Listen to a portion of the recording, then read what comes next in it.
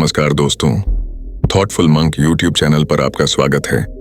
आज की कहानी से आपको सीखने मिलेगा कि कैसे आप स्वयं की भावनाओं को काबू कर पूरी दुनिया बदलने की क्षमता रखते हैं। यह उन दिनों की बात है जब बुद्ध की शरण में दीक्षा ले रहे भिक्षुओं को कई नियमों का पालन करना पड़ता था। वे किसी के भी घर 3 दिन से ज्यादा नहीं रुक सकते थे। यह नियम स्वयं बुद्ध ने बनाया था। उद्देश्य यह था कि उनकी सेवा में लगे लोगों को किसी तरह की कोई तकलीफ न हो।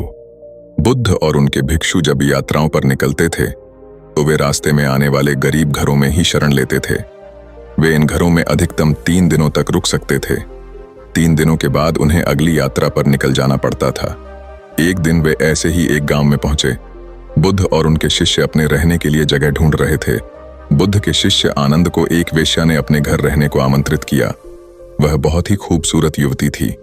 आनंद ने उसे कहा कि वह उसके घर पर रह सकता है, पर इसके लिए उसे बुद्ध से अनुमति लेनी होगी। क्या तुम्हें इसके लिए सचमुच अपने गुरु से अनुमति लेनी होगी? युवती ने पूछा। नहीं, मैं जानता हूं कि बुद्ध मेरी बात मान जाएंगे, पर उनसे पूछना एक रिवाज है। ऐसा जवाब देकर आनंद बुद्ध के पास पहुंचे। हे बुद्ध, इस गांव में 3 दिनों के विश्राम के दौरान एक स्त्री मुझे अपने घर पर आमंत्रित कर रही है, लेकिन वह स्त्री एक वेश्या है। क्या मैं उसके आमंत्रण को स्वीकार कर सकता हूं? आनंद ने बुद्ध से पूछा। बुद्ध ने आनंद की ओर मुस्कुराकर देखते हुए कहा, अगर वह तुम्हें इतने प्यार से आमंत्रित कर रही है तो तुम्हें उसके निमंत्रण को ठुकराना नहीं चाहिए। जाओ और आराम से उसके घर ही रहो।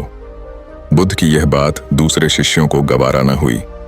उन्होंने बुद्ध से सवाल पूछा, आप आनंद को एक वेश्या के घर कैसे भेज सकते हैं? यह भिक्षुओं के आचरण के खिलाफ है। बुद्ध ने जवाब दिया, तुम लोग थोड़ा इंतजार करो, तुम्हें 3 दिनों में अपने सवाल का जवाब मिल जाएगा। सारे शिष्य चुप हो गए। फिर आनंद अगले 3 दिनों के लिए उस वेश्या के घर रहने चले गए और बाकी के शिष्य आनंद की जासूसी में लग गए और सारी बातें बुद्ध के कान में डालने लगे। बुद्ध शालीन मुस्कान लिए चुप बने रहे। पहले दिन वेश्या के घर से आनंद और महिला के गाने की आवाज आई। ये बहुत नई बात थी। एक भिक्षु का वेश्या के साथ यूं गाना गाना।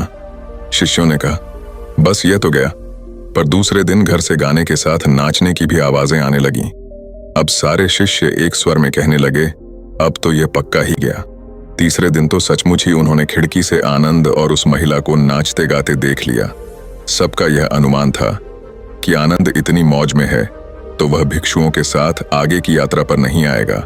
अगले दिन सभी भिक्षु काना फूसियों के बीच चौक पर जमा हुए। सभी ने आनंद के आने की उम्मीद छोड़ दी थी।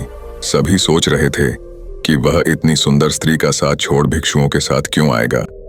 परंतु तभी सबने आनंद को एक सुंदर स्त्री के साथ अपनी ओर आते देखा। वह सुंदर स्त्री एक महिला भिक्षुक का रूप धरे हुए थी।